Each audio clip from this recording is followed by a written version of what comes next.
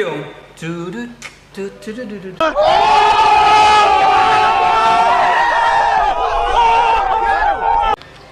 And now we will explain the use of oscilloscope and how they work.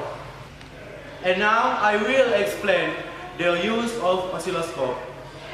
Now, oscilloscope is an electronic measuring instrument that serves to project the shape of an electrical signal so that it can be seen and studied.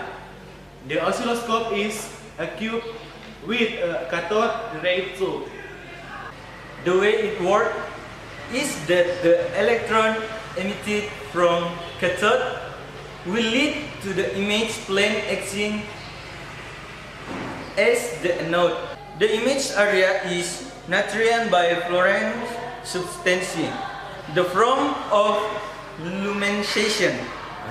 Thank you for attention and see you. Bye bye. Don't forget to like, subscribe, and comment. Diingat, subscribe itu gratis dan komen membangun channel ini.